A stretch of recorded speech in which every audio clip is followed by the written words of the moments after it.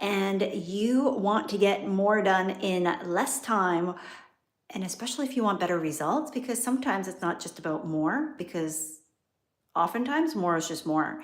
If you want to be more effective and not just productive, this is the video for you. My name is Susan McVeigh, and I am a married mama of two and a business sales and wealth strategist. And on this channel, we talk about all things related to entrepreneurship, including sales and money, with some faith and real life thrown in the mix, because I'm an actual real life human who lives a real life and stuff happens to me all the time. So if you are brand new to me and you're watching this live or on the replay, please feel free to say hello and where you are watching from in the comments below. Let me also know what is your number one productivity hack or tip, because that might be helpful to somebody else who needs this type of content. So if you join me live, I will leave some time at the end for any live Q&A. And if you have questions on the replay, please feel free to add them below, and I will come back and answer them for you in case they weren't addressed or answered.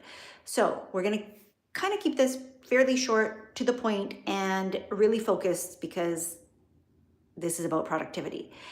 So what I want us to understand, the very first thing is, are you actually being productive because you are wanting to accomplish the right things? So that's kind of even before we get to the main point. And it's related to the very first thing, which is, what is the main thing, right? Like, keep the thing. So what Brian Tracy says is eat the frog. And sometimes we are so focused on the unproductive stuff, or we're going into productive procrastination, where the things that we're spending a lot of time on, a lot of our focus or our energy on, are not actually the things that are going to drive the biggest result for what it is that we're trying to accomplish. And so it makes you feel really productive, but in the end, you're not actually further ahead. I don't want that to be what happens for you or to you. I want instead for you to accomplish what it is that you actually desire, the things that have meaning towards you and your goals, and being able to feel not only good about what it is that you accomplish, but ultimately that the things that you are accomplishing are meaningful, like they deliver an outcome and a result that helps you to move forward. And so many times we're trading our effectiveness and how efficient we are with simply being more productive. And to me, that is a big mistake, because you could be going a million miles a minute and getting a lot of stuff done, but is that actually very important? Is that actually the things that are going to drive meaning or fulfillment, and ultimately the results that you need to see in the areas of your life that are the most important? This particular video is geared towards entrepreneurs. And so if you are an entrepreneur, a small business owner, or a founder, meaning you have founded a company and you are trying to be more productive, then it's very important that the things that you decide to spend your time, your money, your effort, and your energy on actually deliver a result. Because otherwise, you can have a million things on your to-do list, but if they're not really the most important things for you to get done, then what is the point, right? So I needed to say that because before we get into the actual hacks themselves, I'm not there with you. Even if you have your own mentor or coach or consultant that's coming in, oftentimes we skip over these steps because we just make assumptions that you know what you're doing and you are a high achiever. And so chances are you have a lot of things that you have on the go. Yes, but also no. And so that's where I want you to evaluate, and you have to be honest with yourself. Are the things that you have on your list actually the things that should be on that list? And if right now you're struggling with that, I want you to go and watch the video that is all about the 80-20 rule, okay? Because sometimes we don't take a step back to really assess and reflect. Is this even something that's going to generate the kinds of results that I need to see? And for the results that I've seen before, what helped me to get those results? Because if you are not doing the things that work and doing more of that and making systems and streamlining that, which we'll get to in a minute, then why are you recreating the wheel? Because that is very unproductive. And it might feel like you're doing good work. Maybe you are, but the reality is, if you already have generated results in your business, then why are you not doing more of what has gotten you results and then just pouring gas on that? Because that, in and of itself, is a huge productivity hack. Whereas so often, as visionaries, as creatives, as founders, as the idea person, I get it. It's very attractive to create new stuff, which means that you're doing new things. And that means that the things that you did before that were really productive and also got you results, you probably are putting by the wayside so that you can jump over here and do that whole new thing. This is context switching, and it is going to drain you. It is going to make you less productive and less effective and less efficient. And it's going to take up a lot of your time and your effort, especially if you haven't done this first, which is when you have results, I want you to start thinking about, how do I start to create a system? How do I create processes that are standardized? And how do I start to implement those so that I can automate them? So this goes before you even hire somebody. I know it's very tempting to start jumping in and saying, you know what? That thing has produced results and now I don't want to do it anymore. I'll give you an example. Okay. So when I started my business, a lot of my clients would come to me as a sales strategist, as a sales consultant, and yes, coach, although I hate that term. It's a little not quite what I do. I'm really a strategist. And they would ask me to sell for them or to find them a salesperson. And the number one question that I would ask is, do you have results with your sales process? Do you have a sales process? And the answer typically would be no and no, or what's that? So before you can hire somebody effectively and actually get results, because too often what ends up happening is you hire people to do the things that you don't want to do, but you don't have a system. You don't have a process. You don't have something that they can actually follow. Now, you don't have to be the expert at what it is that you're trying to outsource, but you should have a pretty good idea of what is required so that you have a baseline of what they can expect, what you can expect, and you don't have unclear expectations. So I'll give you another example, because I have done sales in other businesses for the bulk of my career. And then also when I started my business, I helped out a couple of people. And number one, the biggest difference in their results, because I know what my results are. When I sell inside of my own business, I don't sell to everybody, and I don't want everybody as a client, right? And I would highly encourage you that you probably don't need to have everybody as a client, and you don't want to have everybody as a client. And so if you're just recreating the whole process willy-nilly here and there, then yeah, it's going to be very stressful, and it's going to be very difficult for other people to help you, right? So when I did this for two different people, one of them had a solid process. She had lead generation on lockdown. She had a sales process that was on lockdown, and she already knew what she had done. And she said, you know what, Susan, I don't enjoy doing this. I'm looking to hire somebody. And so when I said, well, I mean, I can help you right now. And she said, oh, you can? And I said, sure. I'm only offering because you're a friend of mine. And I know that the rest of your business is on lockdown. So I'm more than happy to help you while you try and find somebody else, right? Or to expand. And if I can help you to do that, then I will, because I've done that for clients as well. So in her business, her sales target for herself was 20% conversion. So that meant if she had 10 people come through her funnel, then she expected 2 of those people that booked a call to turn into a paying client, because that's what she had experienced on her own.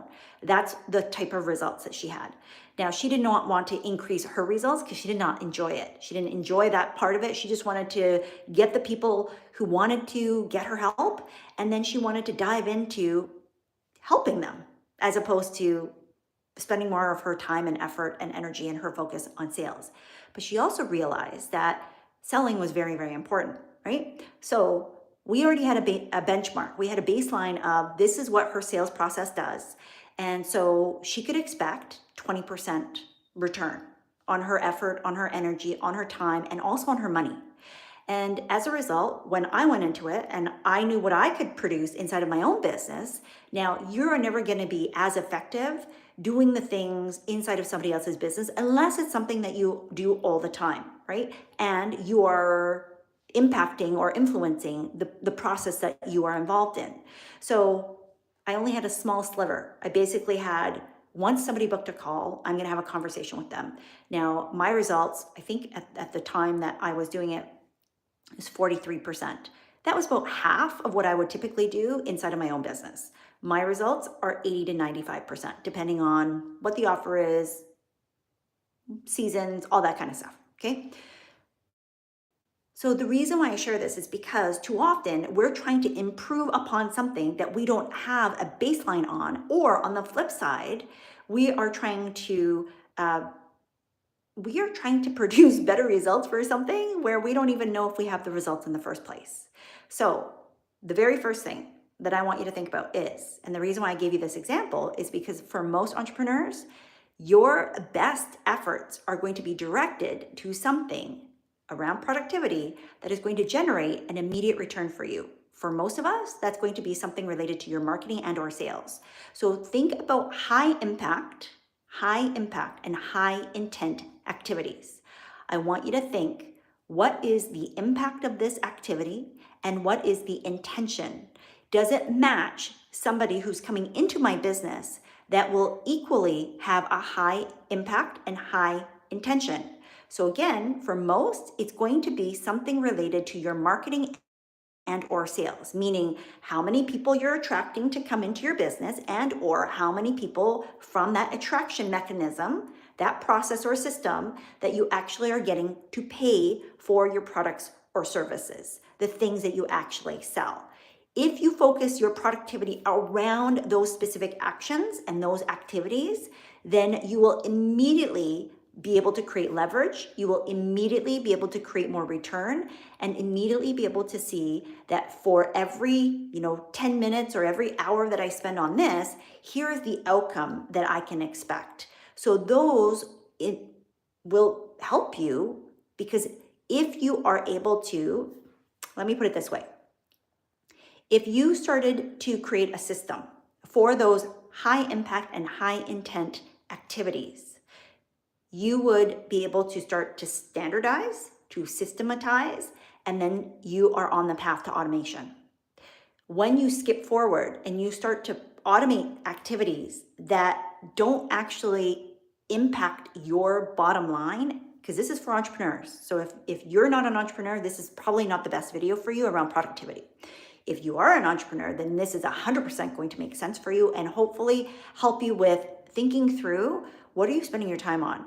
Because the whole point of productivity is to increase your output for the amount of time that you spend. And too often we are going through the motions of, let me just do more and more and more and more and more, which is okay. But ultimately you are trying to produce more output because you want a result, not just for the sake of doing more, right? This is when more is more. So I want you to consider, what is a high impact activity for you? What is a high intent activity for you? And I want you to match that up with your customer. What creates a high impact for your customer? What creates a high impact for the end user of your products and services? What creates high intent, meaning the person who wants to buy from you? What type of activity can you do that will create an alignment, right? Like a meeting of the minds, so to speak. So here is a perfect example. When I come on here and I talk about specific topics, which I want you to do too, right? And it doesn't have to be a video, but a lot of the platforms are favoring video. A lot of the search engines are favoring video. So this might be a situation of, you might just need to get over yourself. However, you can still do it in other mechanisms. It just might take a little bit longer, okay? Because the systems that we operate in may or may not be helping you along. So creating content on a specific problem or a solution that you know that your buyer, your dream client is going to be looking for, that is a high intent activity. Has high impact. It also matches the intent of your client.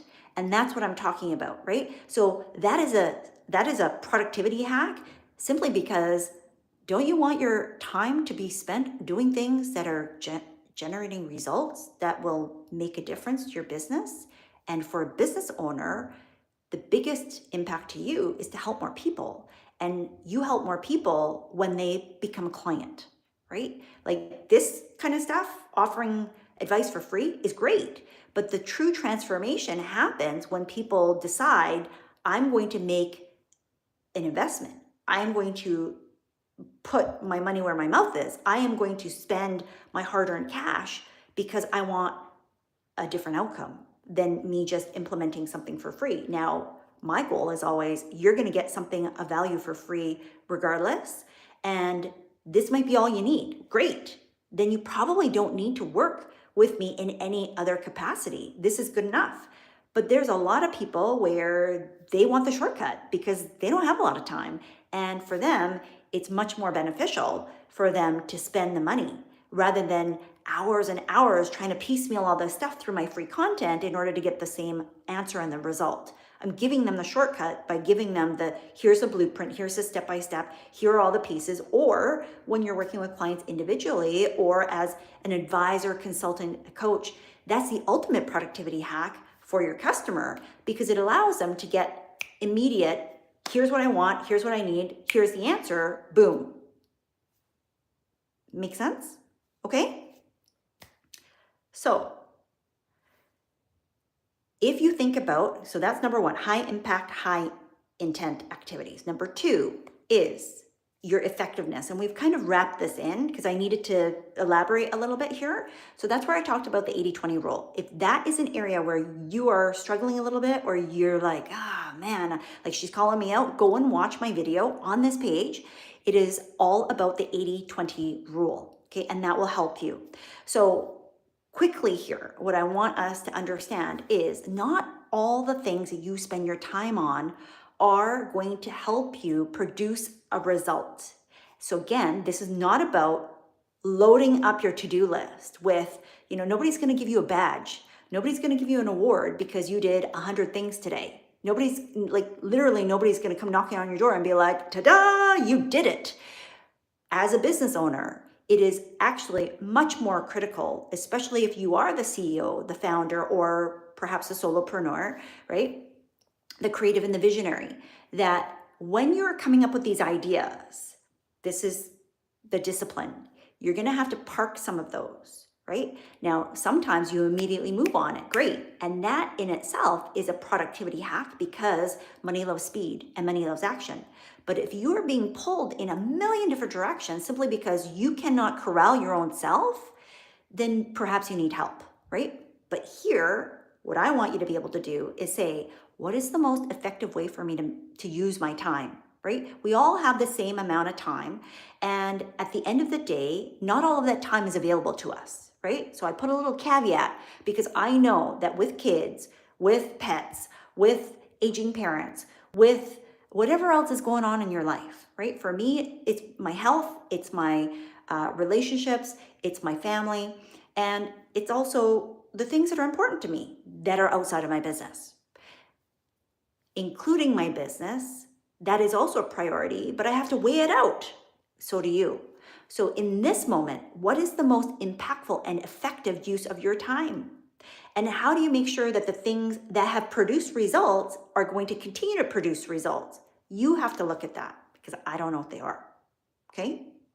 So too often we're off chasing another shiny object, squirrel, squirrel, squirrel, squirrel. And this is where the discipline comes in because you have to be able to identify for yourself, what did I do today that was the most impactful for my business? What did I do today that produced the kind of results that I want to repeat? And if you don't have the time to reflect, I want you to add that into your day. That is going to be your biggest productivity hack. Because if you are not spending time to not only plan, and I believe that your day starts the night before, right?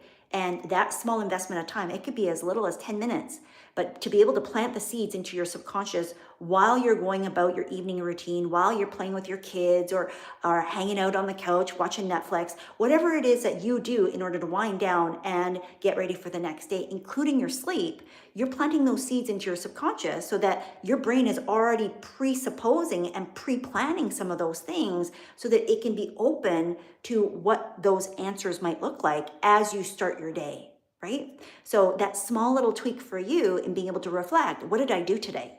What was the most impactful use of my time? Where did I see the most effective results as a result of the things that I did? And to be able to evaluate in that moment instead of thinking the next day or a week from now or even a month or maybe never, where you have had an opportunity, perhaps right now, as you're reflecting and refining and getting ready for the next year, and you realize, I don't really remember because there's 365 days. That's a lot of living. That's a lot of activity. That's a lot of stuff that you have already gone through. And so this small but meaty exercise of, at the end of the day, I want you to evaluate what was the most effective action that you took today? And is there a way for you to repeat that tomorrow? And then again and again and again until you see that it's not effective for you anymore, right? Because we don't operate in a silo. We have to operate with ourselves, and you're changing all the time, your clients, and they are also changing all the time because we're human beings and we're evolving. So you can't just set it and forget it. This is where even with automation, you're going to need to tweak it as you go. But you can't create those automations if you haven't done this initial foundational piece. And we try to skip that, and then we wonder why the automations aren't doing what we want. It's because we haven't effectively figured out what is the thing that for me, for you, actually creates results, right? It's not the tool, it's not the tech, it's not the automation. It is you understanding when this happens, I expect this, and this is the outcome that it generates. So as an example, let me think about something that you might be doing. So lead generation, right? Because oftentimes we're like, oh, I want more leads. I want more leads. I want more leads. Great. How many leads do you already have? And do you know what you're doing with those leads? And it's like, oh, no. So that would be the area that if you focus your time and your attention on, great, you have 100 leads or 1,000 leads. Like, I want you to imagine you have 100 people coming into your house. Wouldn't that be a lot? And yet we feel like that's not enough because you've been told the lies that more is more, as more is more, which is better for your business. Yes, it is. And if you don't know what to do with those more, then having more is simply going to create more problems because you're not going to get better with more. You're actually going to get worse with more because it's going to increase. It's going to increase the load. It's going to increase the stress. And if your systems are not set up to handle 100, then it's certainly not going to get better when you have 1,000, right? So this is why that's so important. So number one, high impact, high intent. Number two, looking at the effectiveness of the things that you're already doing and focusing on the 80-20 rule. Then we go on to number three, which is once you know at least what is already producing results for you and you like how they produce results for you, right? Then you can create systems and processes so that the automations can start to take place. Here's an example. When I started my business, and up until very recently, I knew that the vast majority of my clients, I would want to have a conversation with. I was running a boutique style coaching consulting company. And as a result, I'm very hands-on with the clients that I work with at that level. And I needed to know that they weren't crazy. I'm just gonna be real, okay? Because I mean, if you've ever had have you ever had a client where you needed the client, you needed the funds, right? Like you needed to pay the bills. And so you said yes to a client knowing full well that that probably wasn't the best fit for you. There is no amount of money that can overcome that sort of situation. And you only need to do it once when you realize That's a hell no. I'm never doing that again, right? Because not all money is good money. And once you realize this, it puts you in the driver's seat, and it's difficult and it is scary to do, especially when you are in the earlier stages or you're having a bump in the road for your business, to have the faith and the belief that there is a better client around the corner. But I tell you that every single time that I have told a client, just wait, just be very clear. Like, you have to be crystal clear in your mind who it is that you serve, how you serve them, why they would pay you whatever amount that you want. And yes, that goes for, 6-figure, 7-figure plus. The dollar amount is not the critical piece. The critical piece is, can you, well, first, I'm just going to make an assumption. You can produce that level of result, right? So, like, matching up what you want to charge. I don't tend to attract the shysters out there. I know that there are plenty. So I'm just going to put that little caveat. But I know that if anything, you are probably more experienced than some of those folks, and you probably could be raising your prices. You would probably do it for free, right? So if that is the case, then what you need to consider is, this is going back to my example. Thank you, Holy Spirit. So in order for me to be able to talk to the people that I wanted to potentially work with, I didn't want to send like all of this back and forthing, like, what time is good for you? Are you available this day? So the very first automation that I implemented in my business was a calendar system. Now, that calendar system did multiple things. Okay. Number one, because I want to break this down in terms of productivity and effectiveness, and then a high impact, high intent activity. Number one, it already pre-qualified people. Now, some people will tell you, and I've told clients this as well, if you are implementing a pre-qualification system, it's going to create friction. And that means the volume may go down, but the quality goes up. It's why my conversion rates were, 80 to 95-ish percentage, right? And I know that there's lots of people out there who will tell you, you're leaving money on the table, Susan, when your conversion rates are that big. Like, they should be closer to the 20 to 40%. I don't believe that. That's not been my experience, right? And honestly, time is my most precious resource. So while I love to serve people and I have had plenty of free calls, I don't necessarily want to spend a ton of time convincing someone that I'm the right fit.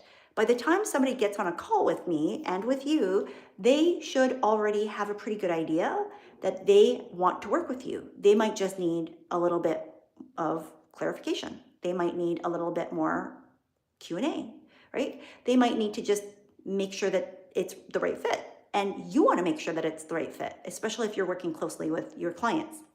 Now, not always, but in my case, and for a lot of my clients, that is the case. So the pre-qualification helped me to assess so that I was prepared for the call. It also allowed me to determine, do you actually need my services, right? And as a result, it sent out reminders. It also sent out follow-up emails so that all of the things that I would normally be doing on my own, I no longer had to do by myself. My system did that for me.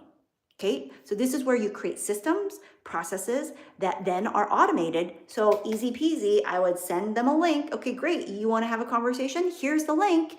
And then it was up to them to do the thing, which was to book the call, right? I did not concern myself with if they didn't book the call. I might send them like a little, hey, did everything work okay? Were you able to find a time slot? But knowing that it was going to take them time to not only find space on their calendar to book in, but also to complete the form. I mean, I didn't badger them. I had virtually a zero, well, actually I had a zero no-show rate, zero, which is unheard of. But I think it's because I just expect people who I'm interacting with to act like adults. And adults, my adults, do what they say they're going to do, because otherwise I can't work with them. If you are not a person of integrity, then we are immediately not a good fit. And so I don't tend to attract people who have difficulty honoring their word. right? That's not to say that you can't make mistakes and that things don't go bump in the night and life doesn't life. I 100% understand all those things. I'm talking about the fact that people communicate when they're having an issue, right? And that they show up and that they tell people, hey, like, I'm sorry, but I'm going to have to reschedule. I've had a client who literally called as she was being wheeled into the hospital room to give birth because she had to reschedule her appointment. And I was in shock. But that's the kind of people that I tend to attract, that I tend to work with. Okay. So that's number 3. Number 4 is eat the frog. This is Brian Tracy, right? So Brian Tracy has said, eat the frog. And what that means is that you take care of your most difficult task first. Now, I put a caveat on this because I find that sometimes we make a mountain out of a molehill. And if you do the first 3, which is high impact, high intention activities, number 2, effectiveness, 80-20 rule. And then you look at creating systems, processes, and then automations, right? Like those are connected together.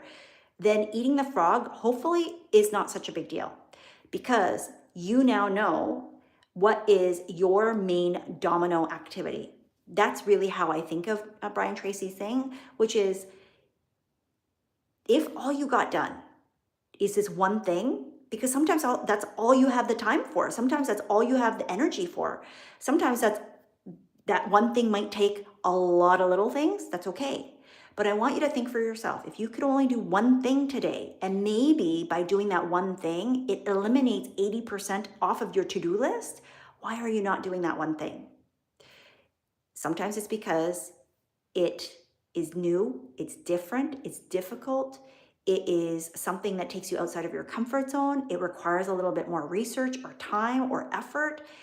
It's something that you're not comfortable with, right? For any of these reasons, please don't let it to be an excuse that prevents you, because here's the ultimate hack. If you could do one thing, right? And if this is helpful for you, I want you to go and read the book, The One Thing, because it brilliantly kind of encapsulates and gives you more examples for this. But if I could just shrink that down right here, make this as concise as possible for you in this moment, if you took one thing that became like the domino thing, that then just by virtue of you spending your time doing that, it spilled over into a whole bunch of other things, wouldn't you do that one thing instead of 10 things? I mean, you don't have to. I'm just making a suggestion. So the last one, which you can take or leave because depending on how you operate, it may or may not work for you, is to batch. Now, this directly connects to our brains and something called context switching. So I want you to imagine your computer, and are you a lot of tabs open person like me? If you are, put a 3 in the comments below. I like keeping a lot of tabs open. Now, I know that immediately decreases the productivity of my computer, right? Same thing goes for you. The more tabs that you have open in your virtual brain, like in your actual brain, but if you think about it like a computer with filing systems, and you're doing a little bit here and a little bit here and a little bit here and a little bit here and a little bit there, a little bit there, it's essentially like having all of these tabs open. Now, on your computer, you know, or hopefully you know, I'm telling you now, that if you hold all of these tabs open, it slows your system down. Like you can literally open up your CPU and see, like, here's all the different processes, here's how much energy all of this is gonna take. And you can see that the more things that you have running, the harder your computer has to work. This is the same for you. And this is sometimes a hard habit to break, right? And especially if you are somebody who is multi-passionate, you have lots of things on the go.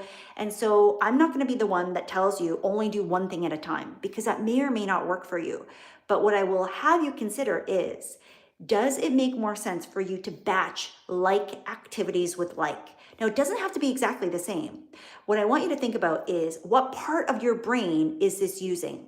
So the parts of your brain that are more creative, right? Where you're able to like think big picture, come up with ideas, maybe paint, maybe like create some stuff.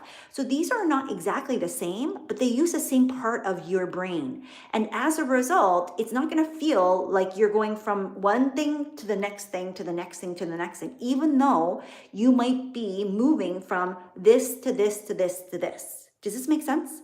And so when I call things batching, I'm not talking about you're going to spend 8 hours doing all of your writing, because there may be some parts of your writing that doesn't fit in that batch. Like it might be boring as all heck when the other part is coming up with just the actual writing and flow. And then there may be other parts of the writing where you're coming up with the ideas that may be a different type of the writing process, that you would be better off when you're doing things. I mean, if you love research, more power to you. But for me, I am not a huge researcher. I don't really love spending a ton of time researching stuff.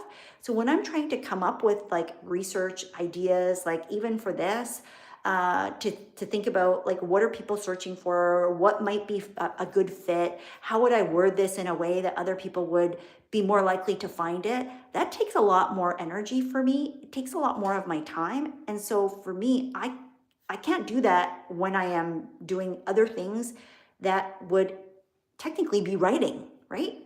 Because they don't fit. So I want you to think for yourself, what are the things that you can compartmentalize together and put them into buckets? And here's another like extra tip. I want you to start putting together, like, how long does it take you, right? How long does it take you to come up with headlines? How long does it take you to send direct messages to people? How long does it take you to respond to comments on a post? How long does it take you to outline a brand new course or a program? How long does it take you to write a sales page? Like, how long do these things take? And you don't have to have it like super prescriptive, like down to the minute, just a rough idea. Because what it will allow you to do is when you have small pockets of time, you can then look on your list and say, okay, what on here matches with the time that I have? While you are waiting in the grocery store, can you do a little bit of research, right? While you are while you're waiting for your kid, right, from an activity, and you're sitting in the car, what is something that would fit that time span that you can jot down some notes? Or maybe you're going to sit and actually write a whole blog post.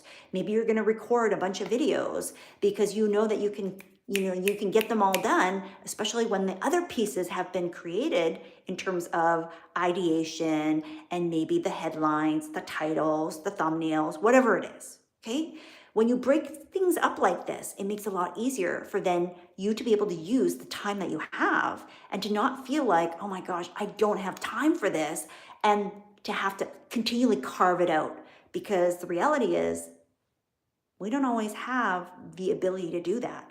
We have lots of things that are probably pressing your priorities, right? They're demanding your time, they're demanding your attention. And this will allow you to not only be more productive, but to actually get results. Because productivity and productivity hacks, I find that sometimes they are about doing more, but what's the point, right? Like the point of doing more is that you're getting results that you want in less time. And so if that's the case, then you have to look at, what am I spending my time on that is already producing results? And how do I shorten that timeline? That's where tip number 3 really comes into play. Okay? Okay, so if you have questions, feel free to add them below.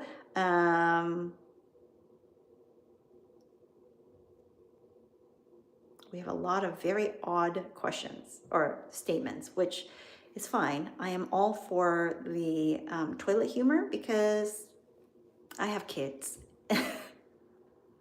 right? Voice of freedom. So I should leave my job. No, I don't know you. I don't know what's going on for you. You do what's best for you. This is a video for entrepreneurs because that's who I help. And if you want more freedom or more flexibility, then leaving your job might be a good idea, but in good conscience, I can't tell you absolutely because I don't know you and I don't know your situation or circumstances, right? I'm putting in a lot of time and not getting a lot of results. Then I would, so not knowing anything else about you other than what you've written here, it sounds like that it could be an option, right? Now, here's the thing, although you haven't asked this, what I'm going to answer for you is, when should I leave my job? So again, I can't give you a definitive, like, here's the timeline. Here's how I want you to assess the results that you're getting, whether you are in a job, working for a company or another entrepreneur, or for yourself. Because ultimately, if you are an entrepreneur and you're working for yourself and you're not generating results, I want you to think for yourself, would you get fired? Like, would you fire yourself? Right? Because that is an answer, that is a question that we all have to be able to look at ourselves in the mirror and say, am I my best employee? Am I getting the kinds of results that I want such that I'm my best team member? And it's okay if the answer right now is no, not really, because there have been seasons in my life where the answer has been no. Now, for you, Voice of Freedom, here's what I would question you with is, number one, is the lack of results because of the company? Because sometimes you could be doing all the work in the world, and if your company is not setting you up for success, AKA, this can also go for your business, right? Then doing more work is not going to help you to produce the results that you want. So only you can answer that. Is the company set up and structured so that you can succeed? Is the company set up and structured so that you can win? And you should be winning every day. And I'm not talking about 1,000%, like you're like laying out all the cards and you're going super, super hard. That's not what I'm talking about. I'm talking about, do they have the systems and processes and the structure where when you do the things that only you can do in that company, that it is designed to help you win? And so if that answer is no, then I would suggest that you take a look at, is there something within the structure of the company that you can help to improve? Like, do you have that ability? And sometimes the answer is no. And so then you have to decide, is this even something that you want? Right? Do you want to keep doing what you're doing? Is this how you envision your life in the next 2, 3, 5, 10 years? Like, when you see yourself out there, does it look like what you're doing right now? And I can't answer that for you, right? But hopefully the answers that you are allowing to bubble up inside of you will paint a picture for you. So I shared I was going to answer a question, when should I leave work? When it's no longer aligned. Now, give yourself an exit strategy, give yourself a runway, because the reality is that whether you're going into another job or a business, that it takes longer for most people to achieve the level of success and results that they want. And so giving yourself way more leeway, I would look at your job right now as your angel investor into your future opportunity, whatever it looks like for you. So it could be a job, it could be your own business. I believe that everybody, especially in today's day and age, would benefit from having some kind of additional income.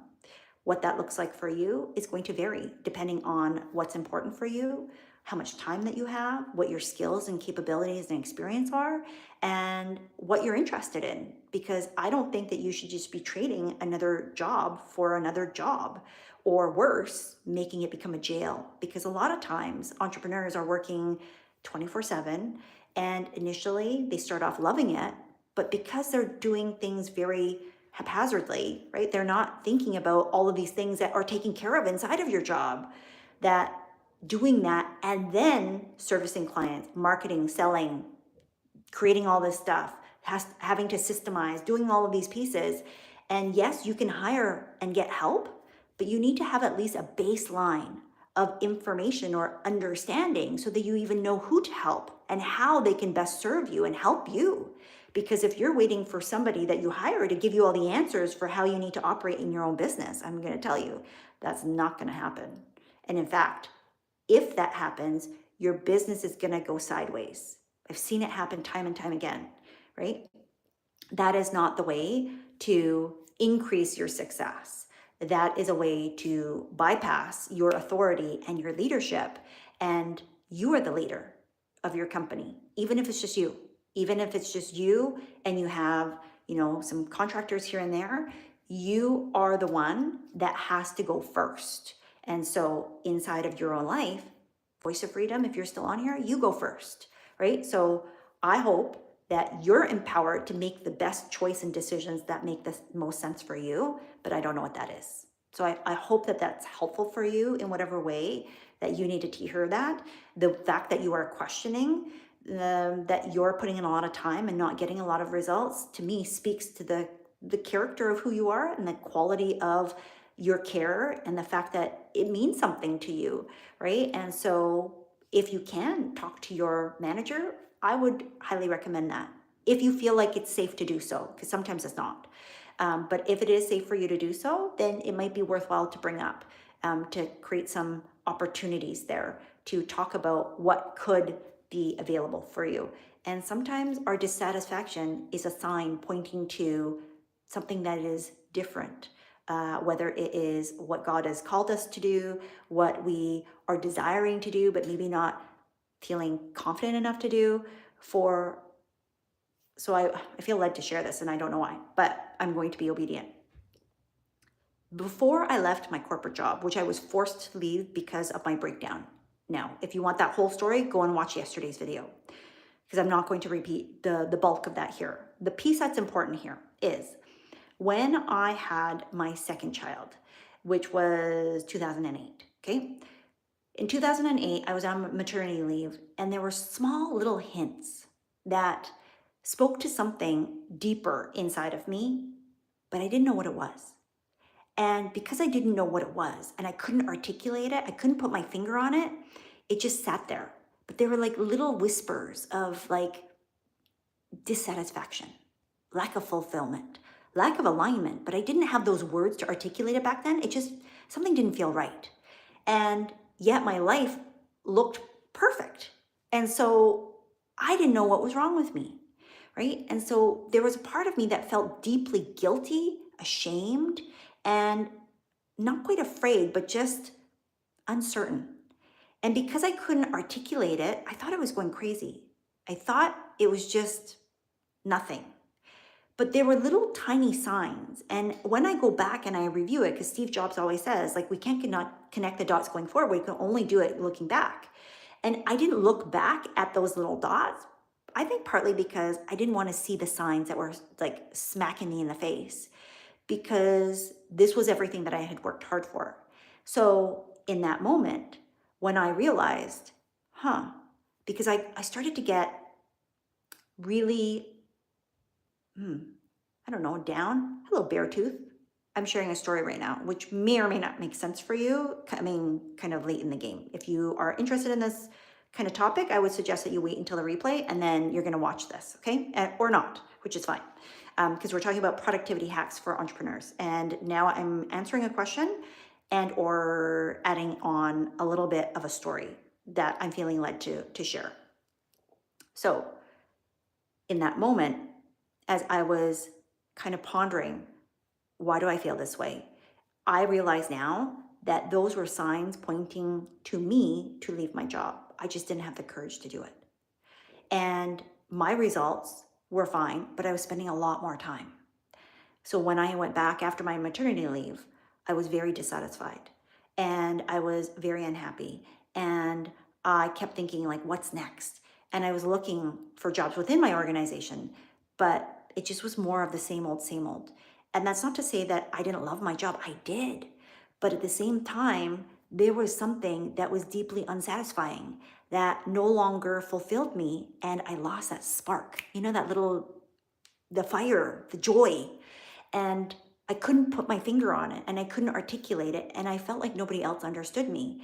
And so I just encourage you that I'm not telling you to leave your job, because again, I don't know what's going on for you. But if you're anything like me, I would encourage you to at least give yourself the option to start allowing the world of possibility of what could it look like if you let your dreams or your visions or your desires, right? The thing that when nobody else is in your head or in your mind or in your ears, and that you just allow yourself, the truest part of you, to connect deeply.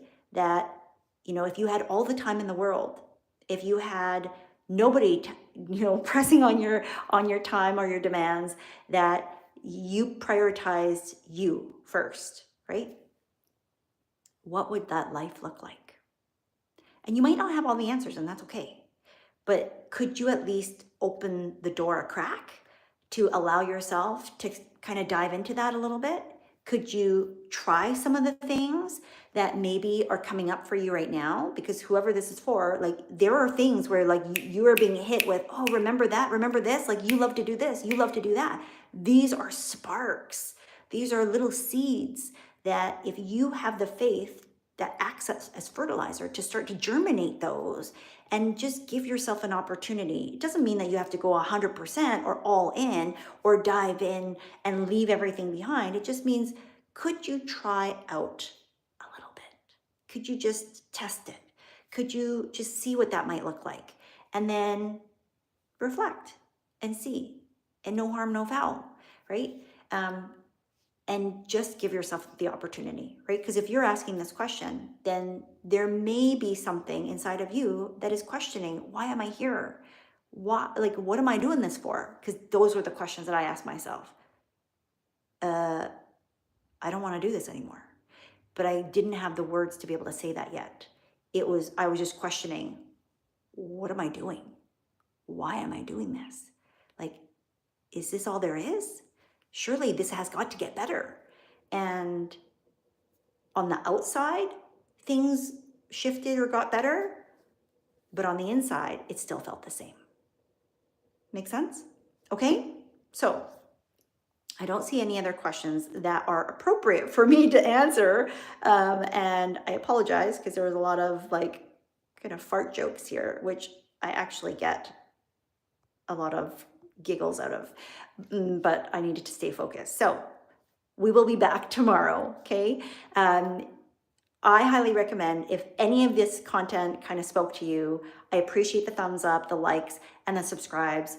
Don't feel free to subscribe if you don't want this content, because I really just want to help support people who are like me, like my clients, that are here to improve the world with the kinds of services that we provide and the kind of impact that we're here to create. So if you want content like this, and if you have suggestions for topics that might be helpful for you, be sure to add them in the comments below, or you can always message me over on Instagram or email me. The comments is probably the easiest because this is where we're meeting today.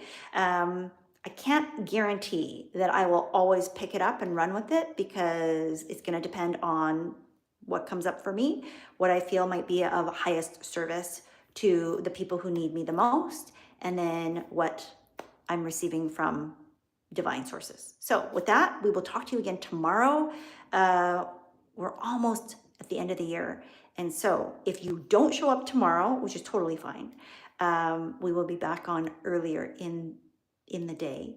I want to wish you a very happy, healthy new year. And we will continue saying that message over the next couple of days. And I want you to give yourself the opportunity to reflect and to refine. What is it that you need to focus your time and attention on? Because 2025, you get to decide what kind of year that's going to be. And productivity is not just about producing more. It's about really thinking thoughtfully about the quality of what it is that you want to produce and what it is that you want to be known for. And I hope that this video was helpful for you in that regard. We'll talk to you later. Bye-bye.